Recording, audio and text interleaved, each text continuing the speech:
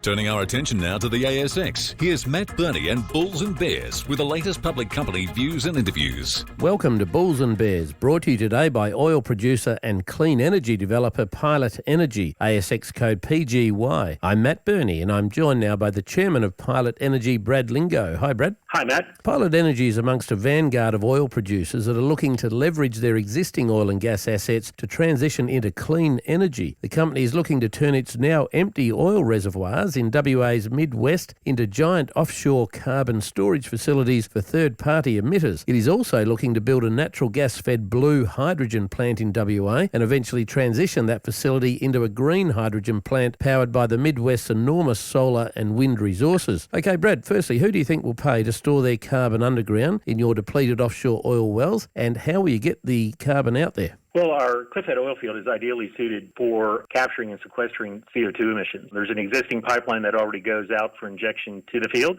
so that bit of infrastructure is already in place. In terms of the emitters, there's the existing oil and gas production operations, the mining operations, and other industrial operations that are all putting out quite a lot of CO2 into the atmosphere. And what we want to do is help them clean that up. Now, what sort of annual revenues do you expect to bring in from underground storage of carbon? At the current Commonwealth carbon capture prices, we think we'll be generating about $20 million per annum, and that'll go on for 10 or 15 years. Now, Pilot Energy is also looking to build a gas-fed blue hydrogen plant in WA. What advantages do you have that lend themselves to a project like that, and where will you get the gas from? Well, first and foremost, blue hydrogen is the cheapest form of clean hydrogen. We're already able, from our project, to deliver a hydrogen cost of about $2 a kilo, which is the Commonwealth government's 2030 stretch target. And the only way you can deliver blue hydrogen is if you have carbon capture and storage, which we'll already have developed with our Cliffhead field. In terms of the availability of natural gas, there are many big natural gas discoveries that have just been made within 15 to 20 kilometers of our blue hydrogen site, as well as we have our own undeveloped Franklin gas field. Now, what sort of annual revenues do you expect to pick up from a blue hydrogen plant? We're targeting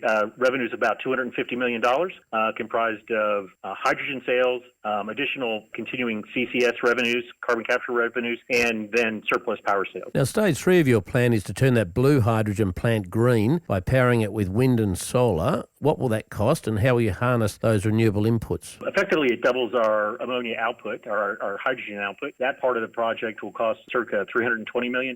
And then building the renewables ourselves, that'd be another $320. So a total of $640. That'll then see us migrate from being principally a hydrogen producer to being a clean ammonia producer. And why clean ammonia? It's being highly sought after by both Japan and Korea. It's the new clean fuel, so they can clean up their carbon emissions. Brad Lingo from Pilot Energy, thanks for joining me on Bulls and Bears today. And remember, we're only here to give you information, not advice, which you should, of course, seek independently. I'm Matt Birney, and this is Bulls and Bears. For more public company CEO interviews, go to the Money page on the 6PR, 2GB and 3AW websites and click the Public Companies tab.